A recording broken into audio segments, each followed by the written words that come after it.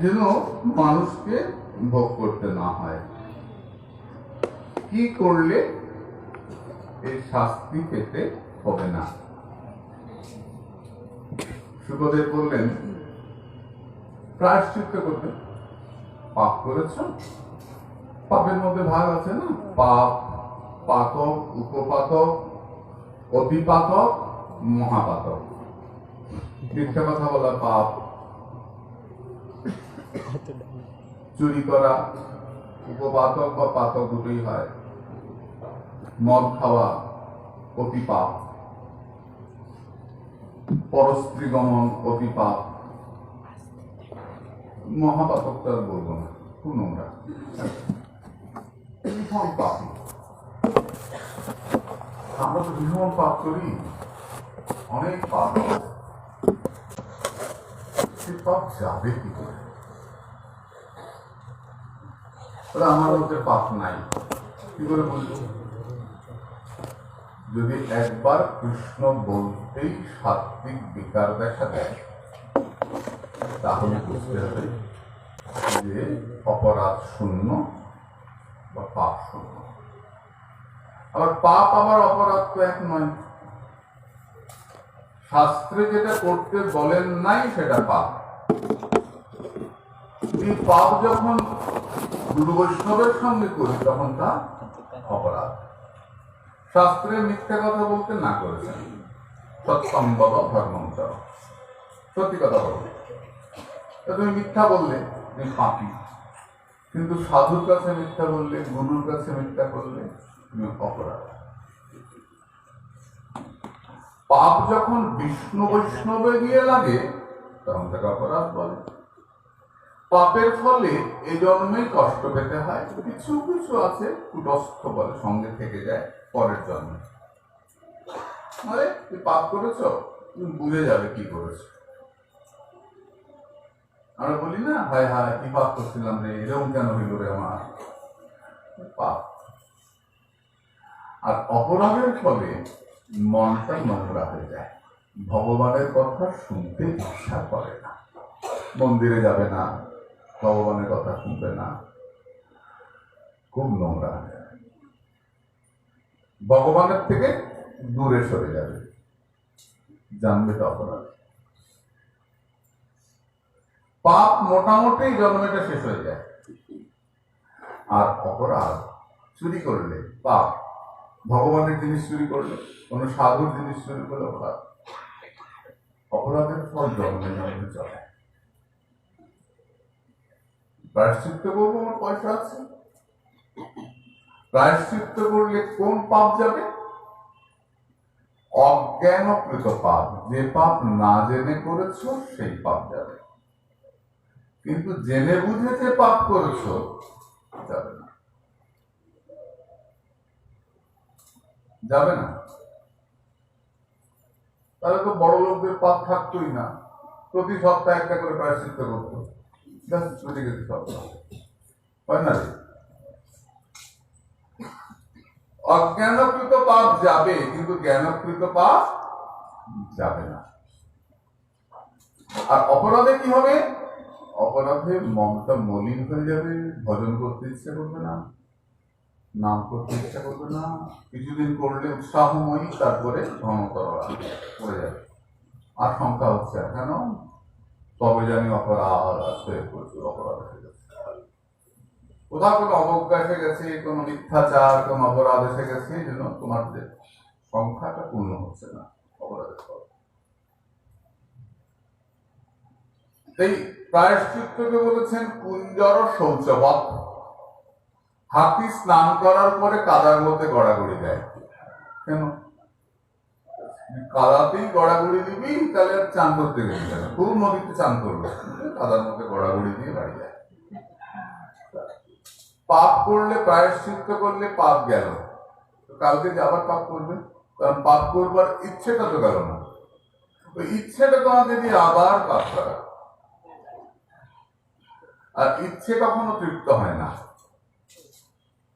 এটা তুমি দেখবে কখনো ইচ্ছেটা তৃপ্ত হয় না, অনেক হয়ে গেছে আর লাগবে না, হয় না। হয় না। তাহলে কি করলে পাপ করবার ইচ্ছেটা নষ্ট হবে?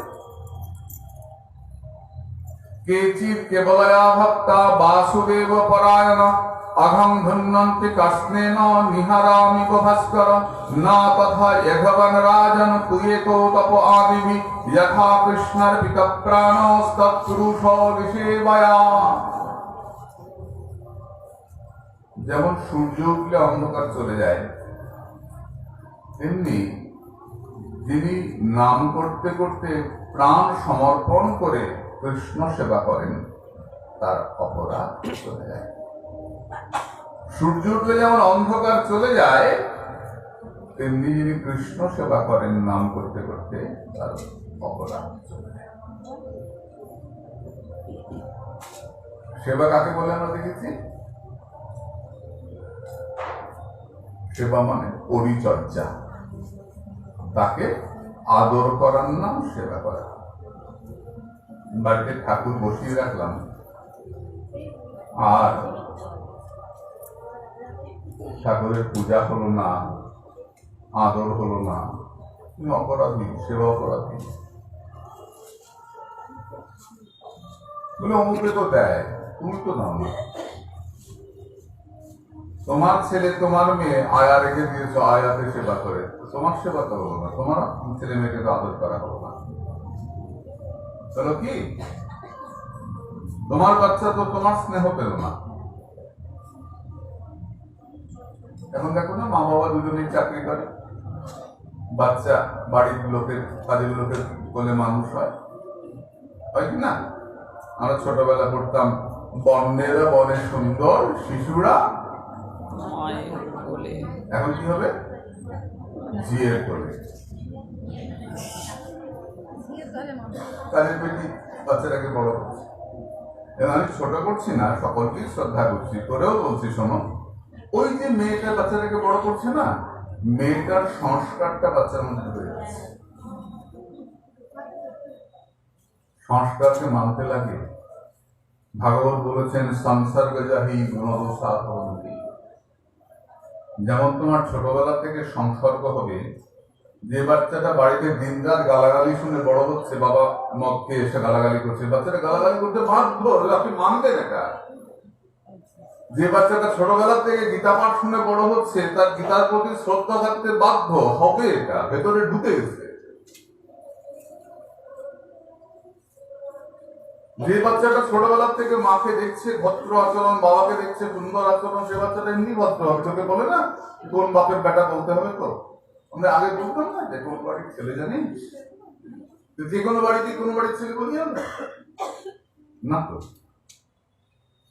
আজ অসভ্য ছেলে হবে হয় না, বাপ একটা মাতাল, ছেলেটা তো এরকমই হয়, মেয়েটা তো দেখ না ঘুরে ঘুরে বেড়ায় রাস্তায়, তুমি পোশাক পরে দেখেছিস? আমরা এখন যত আধুনিকই হই না কেন, আমরা ভদ্র ছেলে মেয়েকে ভদ্র বলি। যত আধুনিক জীবন আমরা হই না কেন, যতই আমরা নিজেকে আরো আধুনিক করে তুলি না কেন, আমরা কিন্তু ভদ্রকে এখনো ভদ্র বলি। যে না, এই মেয়েটাকে ভদ্র দেখেছিস, ভদ্র আছে বল, কিন্তু আমরা এখনো বলি। এখন আমরা ওই জায়গা থেকে পুরোপুরি যাই নাই, আসি। এবং সমাজ সুন্দর করতে হলে মানুষকে সুন্দর হতে হয়। মানুষকে ভালো থাকলে ভালো মানুষের ভালো সমাজ তৈরি হয়। মানুষের সংস্কৃত সমাজ, মানুষগুলো যদি খারাপ হয়ে যায় তাহলে সমাজ তো এমনি খারাপ হয়ে যায়। ছোটবেলা থেকে আমরা পড়েছি যে তজ দুর্জন সংসর্গ ভজ সাধু সমাগমম। দুষ্ট লোকের সঙ্গ করবে না, মা আমাদের বলতে হয়ে যাবে না, ওখানে বসবে না, আমরা মানতাম, ওদের সঙ্গে মিশবে না, এগুলো ছিল আগে। মা বাবারা লক্ষ্য রাখতেন কোথায় যায়, কি করে। বাড়ি থেকে বেরোলে বলে যেতে হতো, কোথায় যাচ্ছ? অমুখানে। কখন আসবে? তাড়াতাড়ি আসবে। লক্ষ্য করে দেখো, আমাদের সময়টা ছিল। এখন দেখো, কোথায় যাচ্ছ? তোমার কি দরকার? কোথায় যাচ্ছি? সব তোমাকে বলতে হবে। দেখ সমাজ পাল্টাচ্ছে কিরকম, সমাজটা পাল্টাচ্ছে কিরকম। ভাগবত পাঠ তো আমরা বুড়ো বুড়িরা শুনছি এসে, সব 40-এর উপরে। মরার আগে শুনতে এসেছি। কিন্তু আমাদের সমাজটা কিন্তু পাল্টে যাচ্ছে। কোথায় যাচ্ছে? বাচ্চাগুলো দিন রাত মোবাইল নিয়ে পড়ে আছে, কি দেখছে? মোবাইলে তো নোংরামি চূড়ান্ত হয়। এই করতে করতে বাচ্চাটা কত দূরে কার ভালোবাসায় পড়ে যাচ্ছে, কোন লাভ জেহাদে পড়ে যাচ্ছে, সেখানে গিয়ে ধর্মান্তরিত হয়ে যাচ্ছে। তখন মা বাবাকে দেমাচ্ছে। পরশু দিন একটা ফোন এসছে, কি করবো? ছোটবেলা থেকে দেখেছ বাচ্চাকে তো একেবারে কুর্তি অবস্থায় মোবাইল দিয়ে দিয়েছ, তারপর দেখেছো বাচ্চাটা কি করে না করে। তোমার পাশে ঘুমায়, তুমি তো পড়ে ঘুমাও, উল্টো দিকে বাচ্চাটা শুয়ে কাকে মেসেজ করছে, কি করছে, তুমি দেখে জিজ্ঞেস করেছো? বাচ্চা প্রথম থেকেই হুঁক করে তা তো না, বাচ্চা তো বাচ্চাই। এখন তুমি বললে বাচ্চা হুঁক করেছে, তোমার কি দরকার? তোমার প্রাইভেসি থাকবে না? আর প্রাইভেসি করতে গিয়ে তুমি বুঝতেই পারছো না কোথায় বাচ্চা চলে যাচ্ছে। এগুলো আমাদের ভাবতে হবে। মা, পাঠ শুনলাম, কীর্তন শুনলাম, প্রসাদ পেলাম, বাচ্চাগুলো নষ্ট হয়ে যাচ্ছে। স্টাইল করা মানে অসভ্যতা করা নয়। আমি অসভ্য জীবন যাপন করলে আমার বাচ্চা আরো বেশি অসভ্য হবে, তাই না? ভাবতে হবে। আপনার খারাপ ভাববেন না যে পাঠ করতে বসে খালি এসব কথা বলে। কেন বলি, যখন ঘুরে ঘুরে বেড়াইতো আর তখন ফোনগুলো আসে, এত খারাপ লাগে। কি সুন্দর সুন্দর সেই দিন দেখলাম টুকটি বাচ্চা, আজকে দেখি নোংরা হয়ে যাচ্ছে, নষ্ট হয়ে যাচ্ছে। বাচ্চাদেরকে শেখাও, বাচ্চাদেরকে শেখাও। আমার মেয়ে, একটাই মেয়ে আমার, ক্লাস 7-এ পড়ে আমাকে এসে বলছে, বাবা আমি এবার অন্য পোশাক কিনবো। কি পোশাক? শোনা, আমি পেট কাটা নায়িকার মতো পোশাক কিনবো। তখন 7-এ পড়তো, আমার মনে আছে। সেটা আবার কি, ওই কোথাও দেখেছে পেট বের করা, চড়ে মাথা ঘুরতে পারতাম, পেট কাটা নায়িকা। আমার জীবনের অভিজ্ঞতা বলছে না, যে মেয়ে নাভি দেখিয়ে ধরে সেই মেয়েকে নটি বলা হয়। শেখো এগুলো, ছোট থেকে শেখো। আমরা ছোট থেকে শেখাচ্ছি, নাভি দেখিয়ে ধরো তুমি নগ্না মুক্তি তোমার। এবং শুধু মেয়েদের না, ছেলেদের জন্য এটা প্রযোজ্য। যে পুরুষের নাভি দেখা যাবে তাকে নগ্ন পুরুষ ধরা হবে। তাহলে পেট মোটা, যাতে আমার নাভি দেখা যায়, কি করবো? কাপড় পরলে খুব করে নেমে যায় নাকি, কি করবো বল দেখি এখন আমি? তার জন্য কি বললেন, এটা এক শাস্তি, 4 দণ্ডী পৈতা। পৈতার সংখ্যা বাড়াতে হবে, 4 দণ্ডী পৈতা। নাভি দেখা যায়, এই জন্য দণ্ডী বেশি। শাস্ত্র বিচার। মা খারাপ পেও না, আমি বলছি বলে এই ভাগবতের কথাটাই আমি সজা করে তোমাদের বলার চেষ্টা করছি। সামনে জামা পড়লাম, একেবারে বুকের অর্ধেক দেখা যাচ্ছে, পেছনে জামা পড়লাম 1 ইঞ্চি কাপড় পেছনে, এটা ভদ্রতা নয় রে। কি হচ্ছে সব আধুনিকতার নামে? কি হচ্ছে? হাতা তো নাই, চলে এসছে কাজ পর্যন্ত, বুক জামিকা সেই পর্যন্ত, পিঠে 1 ইঞ্চি ফিতা। ওই জামা না পড়া থেকে না একই করলো, আমাকে সভ্য হচ্ছে না অসভ্য হচ্ছে? আমরা স্কুল কলেজে পড়েছি, প্যান্ট পড়েছি কোমরে, নাভিতে প্যান্ট পড়েছি। এখন 6 ইঞ্চি নেমে এসছে। আমি তো অপেক্ষায় যে আর কয়েক 6 ইঞ্চি নামবে কখন, তাহলে প্যান্ট পড়া না পড়া সমান হয়ে যাবে। কি হচ্ছে এগুলো? সভ্যতা হচ্ছে? বলো না। আরে বেডরুম যদি রাস্তায় চলে আসে, তাহলে রাস্তার বেডরুম তো সমান হয়ে যাবে। এগুলো ভাববেন না। শরীর দিকে রাস্তায় সঙ্গীল ভঙ্গিল করে চললাম, সমাজ ধ্বংস হয়ে যাচ্ছে। যদি 10টা ছেলে তোমার দিকে তাকায়, 10টা ছেলের মনের মধ্যে বাজে চিন্তা আসে, তোমাকে না রে না। এক মস্ত ধনী ঘরে দিয়েছি, বুঝলি, আসামে। তোরা ক্যামেরা করতে দেখ, নামটা তো বলছি না। একটা কুর্তি বাচ্চা এসছে, ফ্রক পরা, সুন্দর বাচ্চা। আমি তোমাকে নাচ দেখাবো, দেখাও। খুব মিষ্টি নাচছে। তার সঙ্গে বড় হয়ে কি হবে? একটা নায়িকার নাম বলছে, বলবো না আমি, যে নায়িকাটাকে আমরা মানে রীতিমতো ছবি দেখতে সরিয়ে দেই, এইরকম পোশাক পরে না, এটা তার নাম বলছে। আমি বলবো আমার তুমি কে তোমাকে শিখিয়েছে এটা? মা বলেছে। আমি ওই নায়িকা হবো। মাকে গিয়ে বলো যে গুরুদেব বলেছে আমি ভগিনী নিবেদিতা হব, আমি মা সারদা হব, আমি বিষ্ণুপ্রিয়া হব, আমি সচী মাতা হব। বলো। পরে ভদ্রবেলা এসেছিল স্বামী পরিত্যাগটা, আমাকে বলতে অনেক ঘটনা পাঠে আসল নাই, ওই মা যেরকম মেয়েটাকে তৈরি করছে গিয়ে বলো মাকে তুমি ভগিনী নিবেদিতা হবে, তুমি সারদা হবে, তুমি সচী মাতা হবে, যাও গিয়ে বলো। তাই মানুষ যদি ভদ্র না হয় সমাজ সুন্দর হয় না, আর সমাজ সুন্দর না হলে পাপী সমাজে ভগবানের আশীর্বাদ রাখতে পারে। তার জন্য তিনকুড়ি প্রভুপাদ বলতেন যে ভক্ত পরে হবে, আগে ভদ্র হও, আগে ভদ্র হও।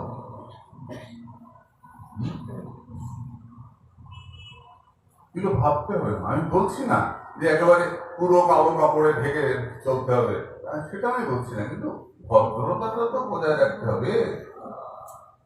আমাদের সনাতন ধর্মে অভদ্র হতে বলেন না। আমাকে একটা মেয়ে প্রশ্ন করছে, লন্ডনে থাকে, হ্যাঁ আপনাদের দেবদেবীরা, আমাদের দেবদেবীরা তো সব গায়ের মধ্যে জামা পড়তেন না,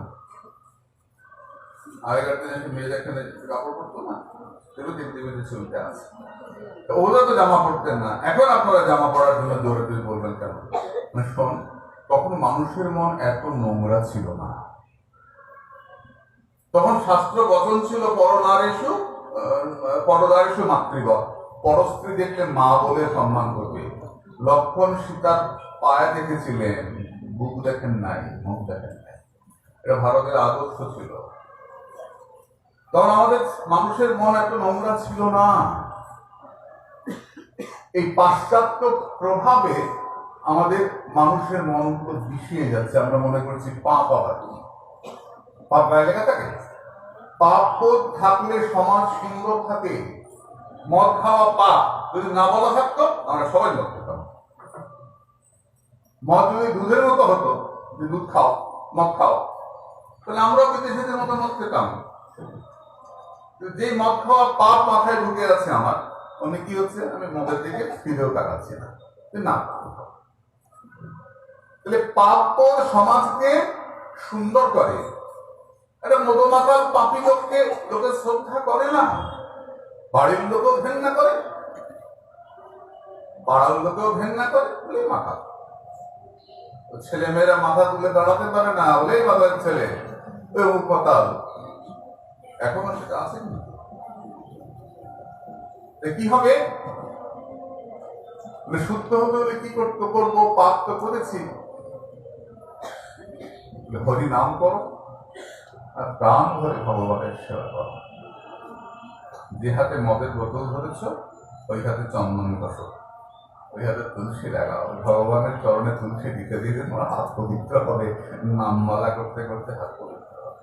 কত করে ফেলেছি। এক ব্রাহ্মণ একজন বাজে মেয়েকে বিয়ে করে বনের মধ্যে ছিলেন, দস্যু বৃদ্ধি করতেন। তার অনেকগুলো ছেলে, ছোট ছেলের নাম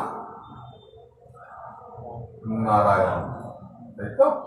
তার নিজে রাখেন নাই, কতজন সাধু এসেছিলেন তার ঘরে, সাধুরা তার ঘরে বিশ্রাম করেছিলেন। যাওয়ার সময় জিজ্ঞেস করলেন ওই ডাকাতের বউকে, আগে ব্রাহ্মণ পরে ডাকাত হয়েছিল, ছেলের নাম কি রেখেছিস মা? বলে আমি তো এখনো রাখি নাই। বলে আমরা নাম রাখলাম নারায়ণ। লবমাত্র সাধু সঙ্গে, তাই তো? সেই ব্রাহ্মণ যাবার সময় চলে যাবেন, শরীর অসাড় হয়ে গেছে, দেখতে পেলেন তিনজন যমদূত এসে দাঁড়িয়েছে, তাকে নিয়ে যাবে। তোমরা যমদূত দেখেছো কখন? দেখো না? অনেকটা আমাকে দেখো, মোটামুটি আইডিয়া হয়ে যাবে। তো যমদূতে সে দাঁড়িয়েছে, যমদূত দেখে তো ভ্রম পেয়ে গেছেন, ডেকে উঠলেন নারায়ণ। ওই যে সাধুর নাম রেখেছিল, ছেলের নাম নারায়ণ। 4টে অক্ষর উচ্চারণ করলেন, 4জন বিষ্ণুদূত এসে হাজির হয়ে গেল। আমার তো সেই কপালও নাই, আমাদের তো সেই কপালও নাই। ছেলের নাম জোজো। আরে মশাই, কি নাম রাখলো? খুব তারে ডাকে ছেলে ডাক্তারি করে। ভয়ঙ্কর ব্যাপার না? একদম ঘটনা বলছি, গল্প বলছি না, তোমরা ঘরে ঘরে পাবে। এক বাড়িতে গেছি, ভক্ত বাড়ি, ঠাকুমা ছেলে নাতির নাম রেখেছেন গোবিন্দ। ছেলে ল পড়ে আধুনিক কলেজে, মাকে মামি ডাকে, বাবাকে মামা ডাকে কিনা জানি না। মাকে মামি বলে, হ্যাঁ মামি ল পড়ে, ভালো ভালো। ভয়ঙ্কর ব্যাপার। বাবাকে পাপা ডাকে, পাপা, বাবা কি ভালো, সত্যি কথা বল। পাপা মানে নর শব্দের মতো, নর নর নরা, পাপ পাপ পাপা। অল্প পাপ বেশি পাপ, বহু পাপীকে পাপা বলে। বলে আদর ফেরা কয়, এই পাপি, হ্যাঁ বাবা কি খুশি। কেন বাবা বলতে কি সমস্যা? তিনি বলতো মহাদেবের সামনে নিজের মহাদেবকে, হে পাপা, মহাদেবটা করে বাচ্চা সব বগেরা করে দেখে যায় কি কয়। মা কালীকে বলে, হে মা, মা কালীকে থাকে করে বলাই বলি কি বাবা, বহু ওষুধ বাড়ছি, বহু ওষুধ। কি ভয়ানক ব্যাপার।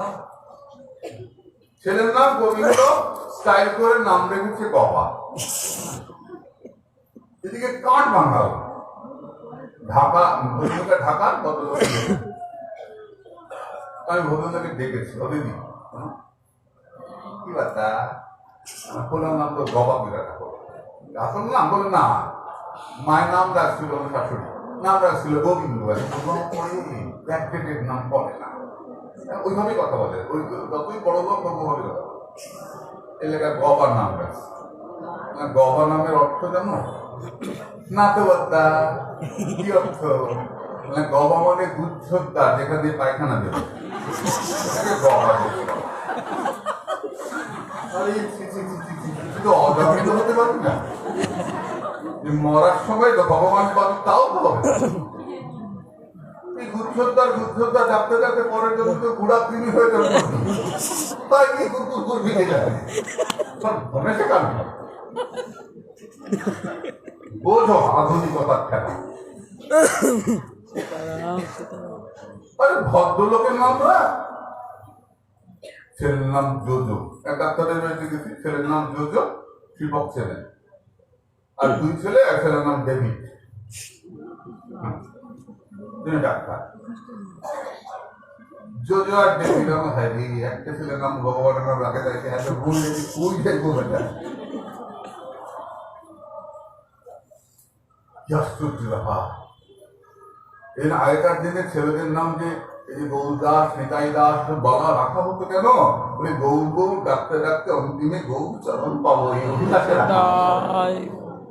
ডাকতে ডাকতে অভ্যাস হয়ে যেত। এই গৌর, এই গৌর, এই নিতাই, এই নিতাই করতে করতে গৌর নিতাই, অজামিলের নারায়ণ নাম এমনিতে মুখে আসে নাই, ছেলেকে ডাকতে ডাকতে অভ্যাস হয়ে গেছিল জিহ্বার। সারা জীবন জোজো বললে যাওয়ার সময় নারায়ণ আসতো না। নামের অভ্যাস, গালাগাল করা যেমন অভ্যাস, তেমনি নাম করাটা অভ্যাস। দেখবে নাম মালা হাতে না থাকলেও ঘুমের মধ্যে নাম এসে যাবে মুখে, যার নিত্য নাম করে। এরকম সুন্দর সুন্দর শ্লোক আছে, আমাদের সময় কম। সেই অভ্যাস 4 জন বিষ্ণুদূত সে দাঁড়ালেন, তর্ক হলো, যমদূতেরা হেরে গেলেন।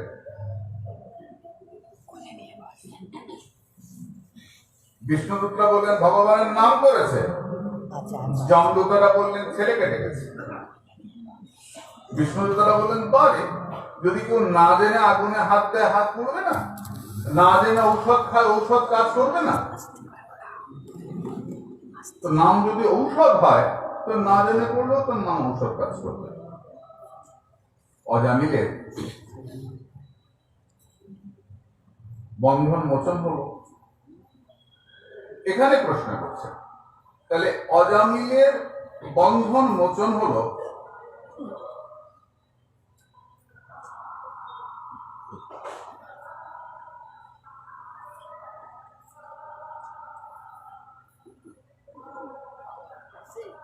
আমরাও তো নাম করি, আমাদের বন্ধন তো মোচন হয় না। কেন হয় না? পরিষ্কার তোমরা জানো না, তাও বলছি, আমাদের বন্ধন মোচন হয় না কেন? অজামিলের হয়েছিল কেন? অজামিল ডাকাতি করতেন, পাপ করতেন, কিন্তু অপরাধ করতেন না। নাম অপরাধ ছিল না। নাম অপরাধের প্রথম অপরাধী হচ্ছে সাধু নিন্দা। আমি নামও করছি, সাধু নিন্দাও করছি, শাস্ত্র নিন্দা, শিব নিন্দা, এসব নাম অপরাধের মধ্যে গণা হবে।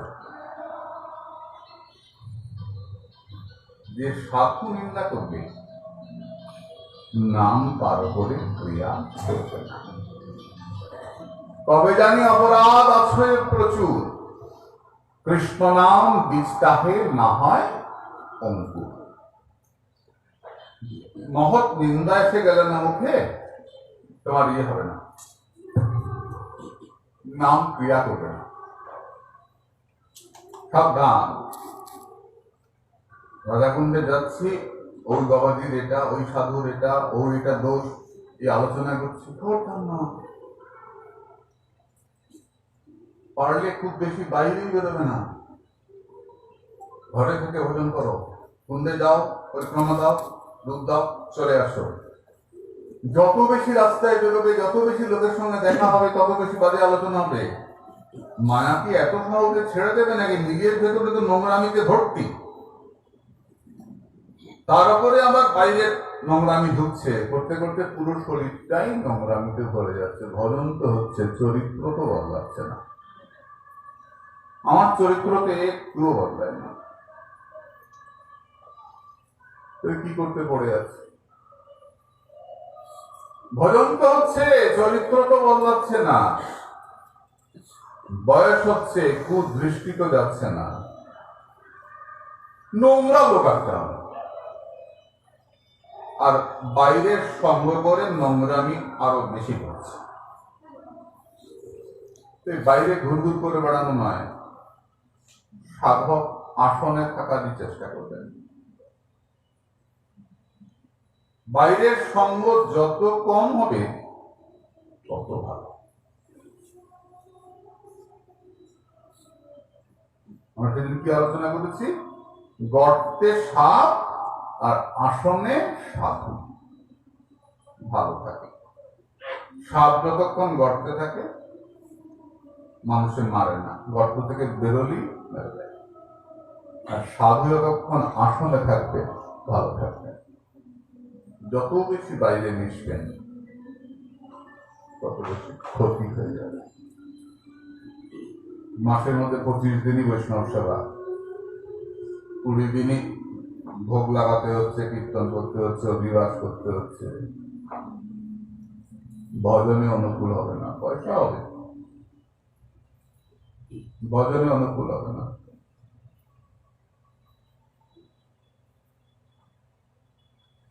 আমাকে দেখে ভেবো না সব সাধু একরকম।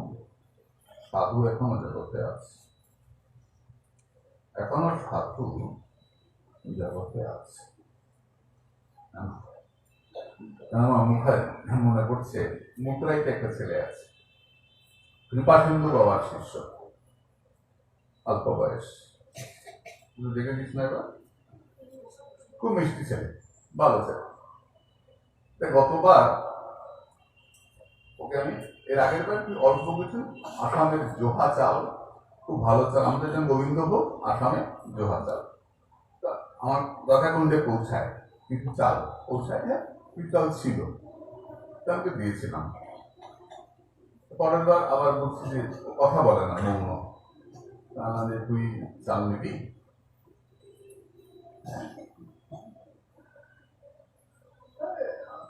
10 কেজি মতো চাল ছিল, দিচ্ছি। আমি সঞ্চয় করে না, সঞ্চয় করিস না, দিয়ে দিবি কাউকে। আমি কি নিয়ে নবদ্বীপ যাবো নাকি 10 কেজি চাল? দিয়ে দিয়ে দিয়ে দিয়ে 10 কেজি মতো আছে। চাল দিচ্ছে, আমি পাঠ থেকে বলছি যে প্রণামীতে সাধু এসছে, যা কি হতে। যেই প্রণামী বের করতে যাচ্ছে, ওই ছেলেটা কি রেগেছে, আমাকে বলে টাকা দেখাচ্ছ, লাঠি নেবো, লাঠি বলে উঠে চলে গেল। আমার কি মন খারাপ হয়ে গেল, যা ভুলই করে ফেললাম। 2-3 দিন পর আবার চলে যাবো সেদিন। খুব তো রাগ দেখালি, সাধু তো ক্ষমা করে দেয়, আর থেকে টাকা নিতে হবে না, চালটা নিয়ে যা। একটা ছেলেকে দিয়ে মুখারাইতে চালটা পাঠিয়েছি। এবার আমি কি আনবো বল? নারকেল আনতে পারে। রাখবো জানো, আমি এবার এত বড় একটা ব্যাগে করে অনেক নাড়ু নিয়ে গেছি, মানে 100 নাড়ু নিয়ে গেছি, আর নারকেল এত নাড়ু নেবে না, না আমরা রাখবি, 1 মাস ধরে দিবি ভগবান, তাহলে নিয়ে যাবি। যারা যারা আছেন সাধু সন্ত, আমি সবাইকে চিনি না,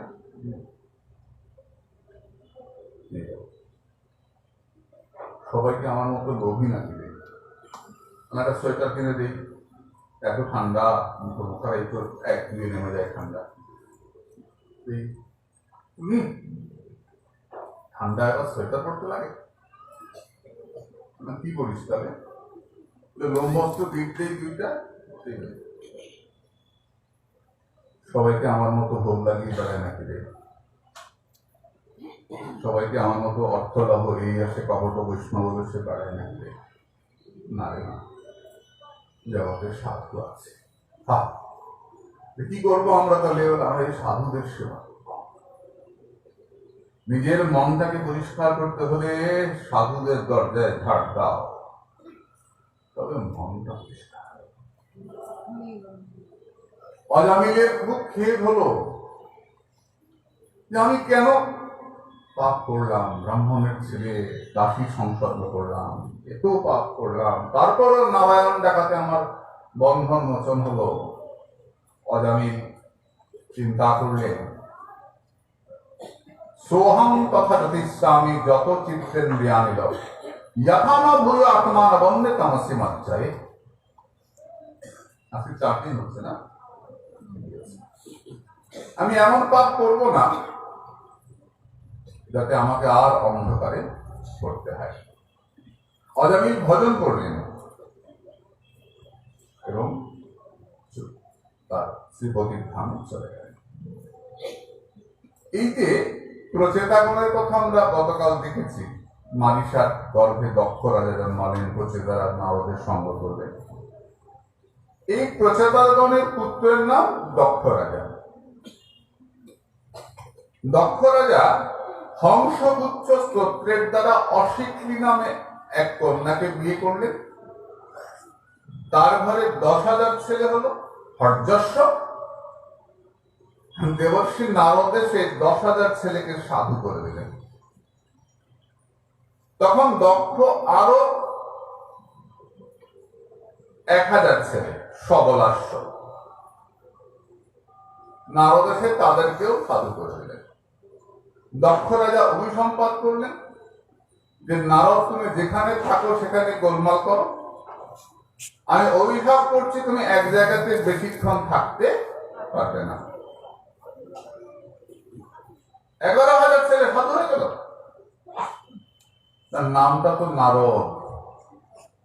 নার দান করেন যিনি, নার মানে জল, জল যিনি দান করেন, কৃষ্ণ ভক্তিরূপী জল যিনি দান করেন তিনি নারদ।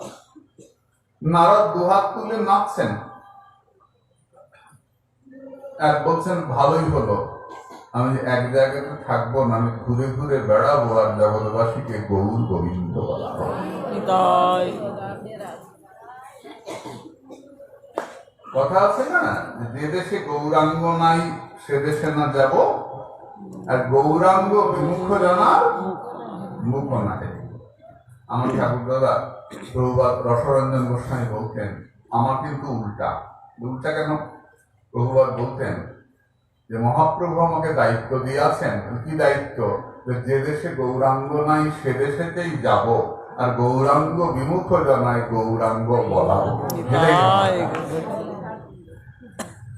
নাহলে পৃথিবীতে 18 নগরাদি গ্রাম সর্বত্র প্রচারিত হইবে মোর নাম, কি করে হবে? সাধু না যায়। যে দেশে গৌরাঙ্গ নাই সে দেশেতেই যাব, আর গৌরাঙ্গ বিমুখ জানায় গৌরাঙ্গ বলাবো। নারদের কাজ ঘুরে ঘুরে বেড়ায়। এরপর দক্ষের 60টা মেয়ে হলো, 6×0=60। 13টা মেয়ে কশ্যপ মুনিকে দিলেন। কশ্যপ মুনির কয়জন বউ? 13 জন বউ। এই যে আমাদের মনে মনে একটা ধারণা যে গৃহস্থ হলে ভজন হবে না, এটা বাজে কথা, সম্পূর্ণ বাজে কথা। ভাগবতে যদি 100 জন মুনি ঋষির নাম থাকে, 99 জনই গৃহস্থ। সৌভরী মুনির কয়জন বউ? 50 জন। কশ্যপের 13 জন। এরা গৃহস্থ, এরা সাধু না, মুনি না। তুমি কোথায় আছো বড় কথা নয়, মনটা কোথায় আছে। গৃহে বা বনেতে থাকে গৌরাঙ্গ বলে থাকে। সংসারের থেকে যদি তুমি গৌর গৌর বলো, তুমি সাধু, তুমি মুনি। বলো না, কত ঋষিদের নাম। ভাগবত কার ফসল? বেদব্যাস গৃহস্থ ছিলেন না? ছেলের নাম কি ছিল? বেদব্যাস ছিলেন না? সুখদেব গোস্বামী গৃহস্থ। তার বউ নাই বল দেখি। সুখদেব ল্যাংটা বলে বিয়ে করে, বউ নাই। তাছাড়া বউ নাই কার বল দেখি। কম বেশি সবার আছে। যাই হোক, এই কশ্যপকে দান করলেন। তার মধ্যে এক মেয়ের নাম অদিতি। অদিতির পুত্র ত্বষ্টা। একদিন দেবরাজ ইন্দ্র নাচ গান দেখছেন, এই সময় গুরুদেব বৃহস্পতি এলেন। দেবরাজ ইন্দ্র গুরুদেবকে লক্ষ্য করেন নাই। গুরুদেব খানিকক্ষণ অপেক্ষা করে চলে গেলেন।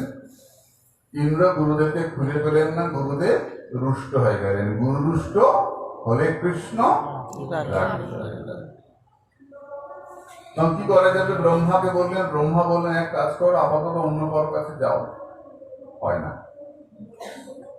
ইন্দ্র দ্বিতীয় গুরু ধরলেন বিশ্বরূপ, কিন্তু দ্বিতীয় গুরুর সঙ্গে গোলমাল লেগে গেল। গুরুদেবকে যা দেন দক্ষিণা, গুরুদেব তার মাকে নিয়ে দেন, এবং তার মা ছিলেন রচনা দৈত্যকন্যা। মা বাপের বাড়ি পাঠিয়ে দেন। তাহলে কি হলো? বাপের বাড়ি দৈত্যরা শক্তিশালী হচ্ছে। এবার গুরুদেবকে গিয়ে আপত্তি করলেন, আপনার পেটা করা অফিস ছিল, আপনার টোটা ছিল, আপনি তো বলতে বলতেন, একটু বলতে পারতেন। লেগে গেল গন্ডগোল। ইন্দ্রকে গুরুদেবের মাথায় কেটে নিয়ে যা দেখ এরকম পাপ বাড়ে। মাথায় কেটে ফেললেন। গুরুদেব তো উচিত বোঝাতে গেছেন, মাথা কেটে ফেললেন গুরুদেবের। 3টে পাখি তৈরি হলো, চাতক, চড়াই, তিতির। বিশ্বরূপ মহাদেব। ত্বষ্টা ইন্দ্রকে মারার জন্য যজ্ঞ করলেন, বৃত্তাসুর তৈরি হল। কিন্তু মন্ত্র তো, মন্ত্র উচ্চারণে যদি স্বরের পার্থক্য হয়, মন্ত্র উল্টো অর্থ প্রদান করে। উচ্চারণে ভুল হয় মন্ত্রে, মন্ত্র উল্টো অর্থ প্রদান করে, উল্টো প্রভাব হয়। একমাত্র গীতা বাদে। গীতাতে ভুল বললেও দোষ হয় না। চণ্ডী করতে গিয়ে ভুল হয়েছিল রাবণের, কি হলো? বংশ ধ্বংস হয়ে গেল রাবণের। চণ্ডীপাঠে ভুল হলো না, রাবণের বংশ ধ্বংস হয়ে গেল। আমরা দুর্গাকে প্রণাম করি, সর্বমঙ্গল মঙ্গলে শিবে সর্বার্থ সাধিকে শরণ্যে ত্রম্বকে গৌরী।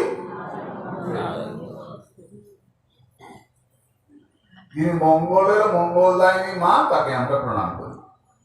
এবার ঠাকুরমশাই মন্ত্র জানেন না, বা আমি অনেকে এখন তো নিজেরাই পুজো করতে শুরু করছে, অনেক বড় বড় স্বপ্ন উচ্চারণে সর্বমঙ্গল না বলে বলে ফেললো সর্বামঙ্গল মঙ্গল, একটা আকার বেশি দিল।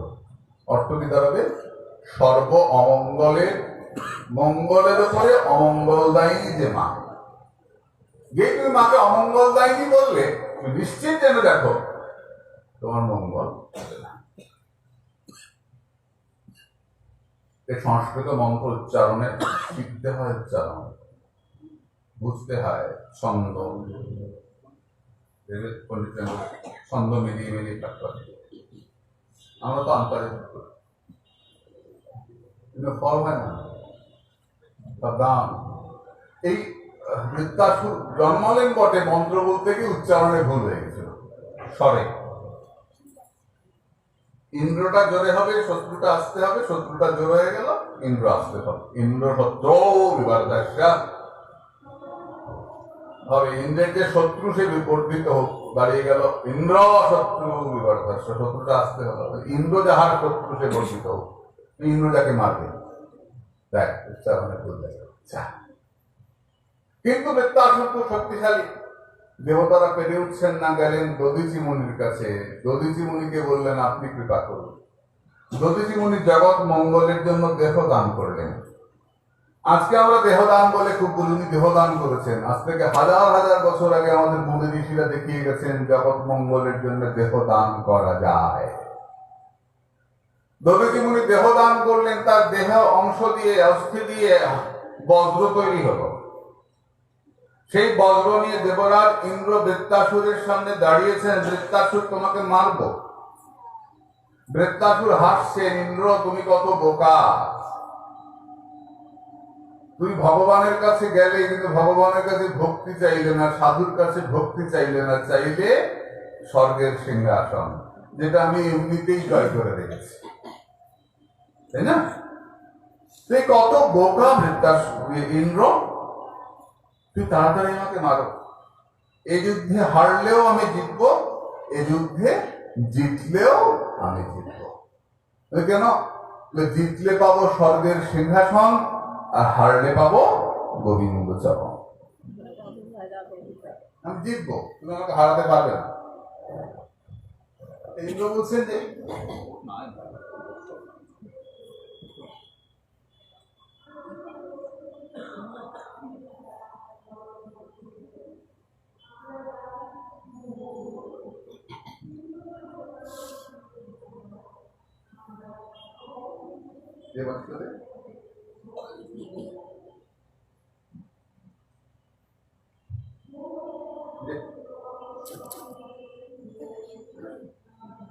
হরে কৃষ্ণ। ব্রাহ্মণের বুদ্ধি তো খুব বেশি হয় না।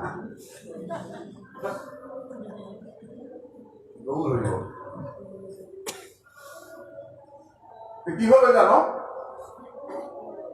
তো? ইন্দ্র জিজ্ঞাসা করছেন যে তুই কেন মরলে গোবিন্দ চরণ বলে কেন?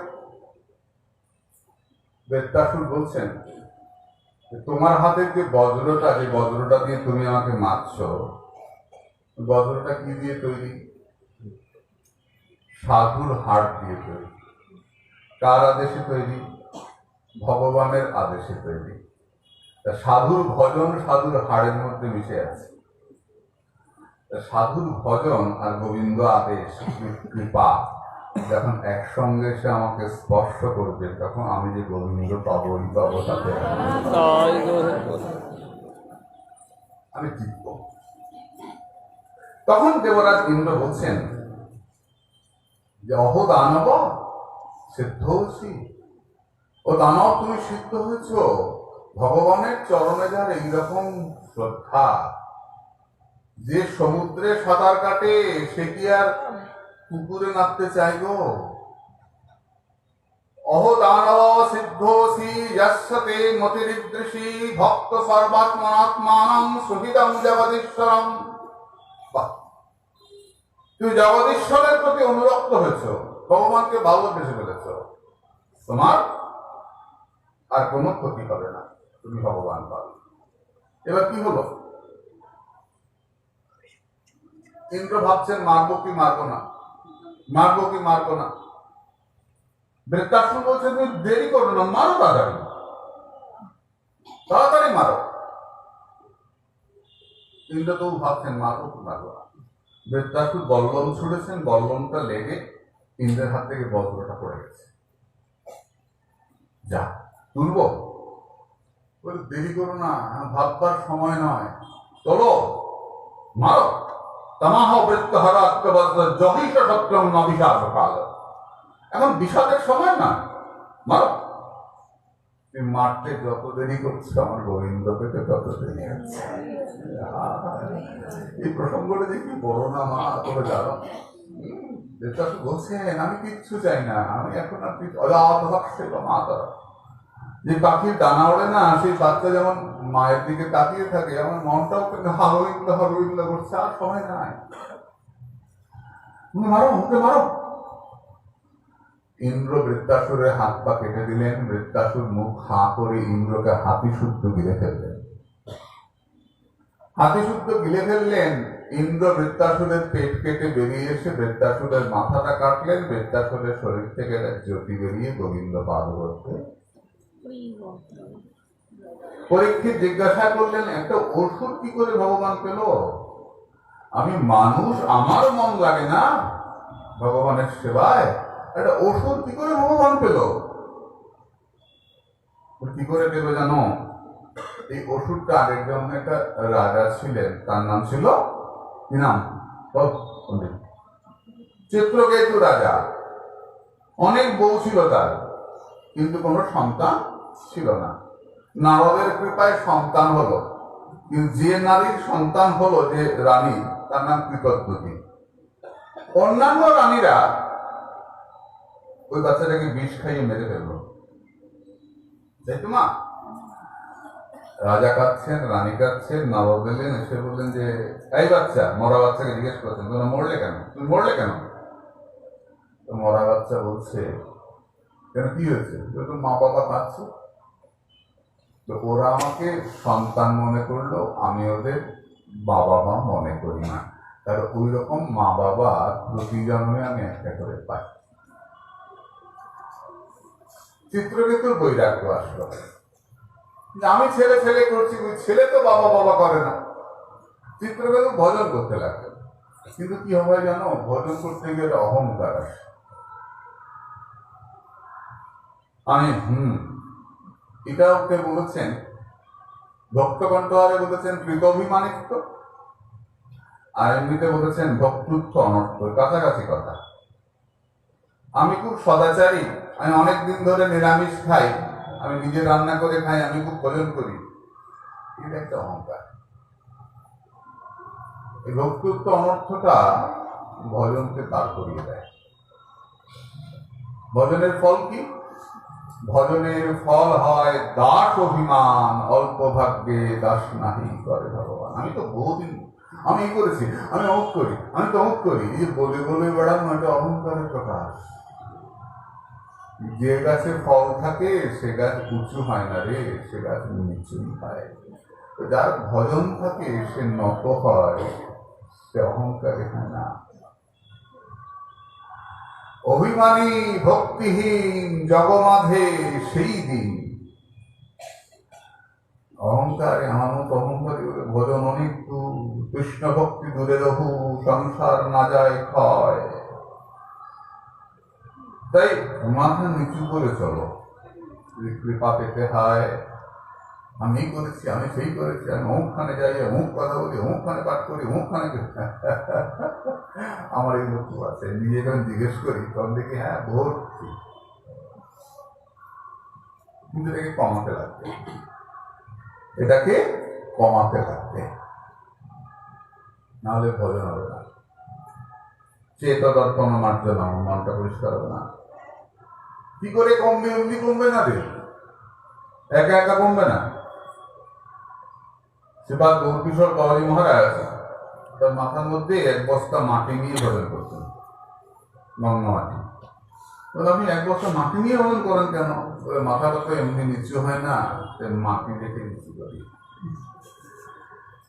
শাসনে আমাদেরকে নিচু হতে বাধ্য করে। এই জন্য মহতের কাছে যাই, মহৎ যখন শাসন করেন, হরিজীবন বাবা বলেছিলেন যে যে গুরুদেবের হাতে চড় না খেয়েছে তার ভজন হবে না। হরিজীবন বাবাকে বলেছিলাম যে আপনি খেয়েছেন? চড় খাই নাই, চিমটার বাড়ি খেয়েছিলাম। কি করে? গুরুদেব প্রসাদ পেতে বসেছিলেন, আমি প্রণাম করেছিলাম। 3 জায়গায় প্রণাম নিষেধ, ভজনে, ভোজনে, শয়নে। গুরুদেব প্রসাদ পেতে বসছেন, তুমি প্রণাম করলে, তাহলে কি হলো? তখন তিনি আটকে গেল, তোমাকে আশীর্বাদ করতে হবে। তো প্রণাম করা মানে কি? তুমি আমাকে আশীর্বাদ করো। এবার ভোজনটা বিঘ্ন হলো, তুমি ভজন করছেন, তিনি প্রণাম করছেন, তুমি তাকে প্রণাম করবে, আটকে গেল। তিনি শয়নে আছেন, তিনি প্রণাম করবে, তাহলে শয়ন ভেঙে উঠে থেকে তোমাকে আশীর্বাদ করতে হবে। তাহলে শয়নে, ভজনে, ভোজনে প্রণাম নিষিদ্ধ করা যাবে না। আমি প্রণাম করেছিলাম, গুরুদেবের পাশে একটা চিমটা ছিল, চিমটা দিয়ে পিঠের দাগ বাড়িয়ে দিয়েছিলেন, এখনো দাগ লেগে আছে। গুরুদেবের হাতে চড় না খেলে ভজন করে নিয়মের বাইরে হবে না রে, এটাই নিয়ম। মানে গুরুদেবকে বোঝাতে পারতেন, তিনি তো চিন্তা দিয়ে বাড়ি না দিয়ে বলতে পারতেন। কত বলি না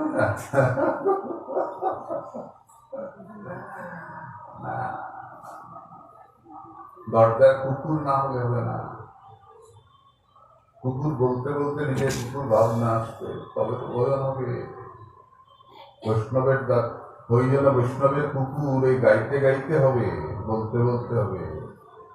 তুই তো অভিমানিত, আমি ভজন করি, এটা ভজনের একটা অহংকার। চিত্রকৃত হয়ে গেল, চিত্রকৃত অহংকার হয়ে গেলেন। কৈলাসে গিয়ে দেখলেন মহাদেবের কোলে মা বসে আছেন, হেসে ফেললেন, এই ভোলানাথ তুমি না ত্যাগী, ল্যাংটা থাকো, ছাই মাখো, তুই বউ কোলে নিয়ে বসে আছো?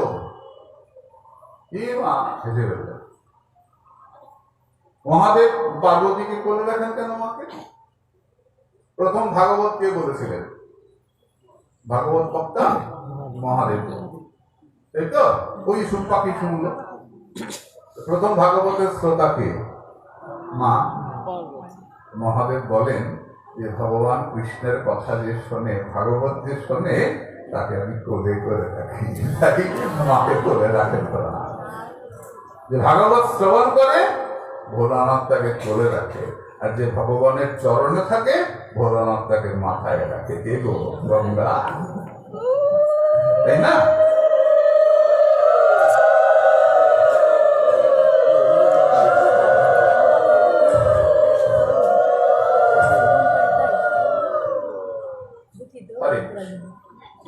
কি হলো জানো? চিত্রকে যদি টিটকিরি করে ফেললেন। মহাদেব তো সাধু, মহাদেব কিছু বললেন না, মা ছাড়লেন না। মা বললেন, চিত্রকেতু তুমি অসুরের মতো কথা বলছো, তুমি অসুর জমি প্রাপ্ত হও। চিত্রকেতু প্রণাম করে বলছেন, মা কৃপা করিস, অসুর হই, কিন্তু গোবিন্দ চরণ যেন না। মহাদেব বলছেন, দেখো দেখো কৃষ্ণ ভক্তের মহিমা দেখো। চিত্রকেতু তোমাকে বলতে একটা কিছু বলতে পারতো, আমি এটা, আপনি তাহলে এটা হবে বলতে পারতো তো? কৃষ্ণ ভক্ত তো বলছে না।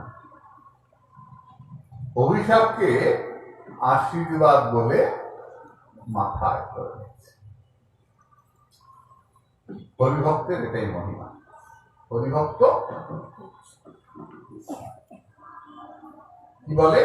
গুণ প্রবাহ একস্মিন, ক শাপ কো অনুগ্রহ, ক স্বর্গ নরক কো বা কিং সুখং দুঃখমেয় বা। এগুলো ঢেউ।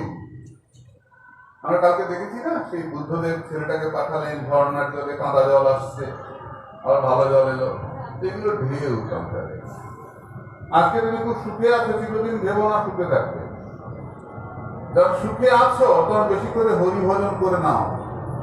তোমার এখন সমস্যা কম আছে, একটু ভালো আছো, এইটা সুযোগ, হরিভজন করে নাও। দুঃখে পড়লে যদি না পারো করতে,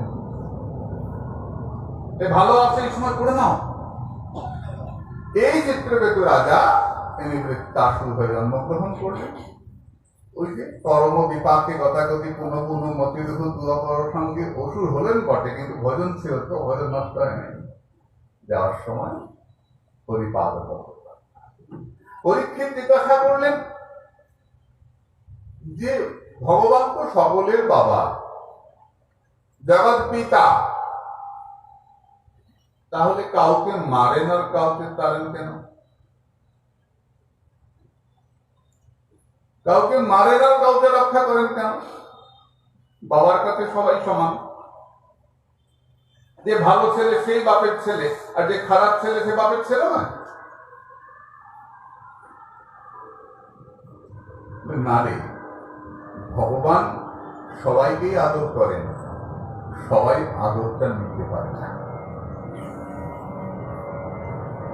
নদীর ধারে অনেক গাছ, আম, তেঁতুল, নিম, লঙ্কা, লঙ্কা চাষ, সব গাছে আলাদা রকম ফল ফলে। আম মিষ্টি, তেঁতুল টক। নদী, তুমি কি আলাদা জল দাও? বলে না, আমি জল ঠিকই দেই, একই জল দিই। যেমন বীজ হয় তেমন ফল হয়, যেমন সাধনা সেই রকম করুণা। তোমার কর্মফল যাবে কোথায় রে? পাপ করবে আর ফল করবে না? আরে যা বলবে। আমি এমন লোক দেখেছি, মানে জানি না আমার শেষ জীবন কিভাবে যাবে, কিন্তু আমি এমন লোক দেখেছি কি মত পেত, আর শেষে ভজন করতো, কিন্তু কি অনুশোচনা, হায় হায় আমি কি পাপ করেছি, হায় হায় আমি কি পাপ করেছি। ওর এমন লোক দেখেছি মারা যাচ্ছে, বড় লোক, মুখে জল দেবার কেউ নাই, বাড়ির সবাই কেউ মদ খাচ্ছে, কেউ ড্রাগ খাচ্ছে, কি অবস্থা বাড়িটা। প্রসাদ, সোনার ব্যবসায়ী, কি পয়সা, বাইরে কি ঝাঁকচক, বড় বড় গাড়ি, বড় বড় কুত্তা, ভেতরটা একেবারে ফুকরা।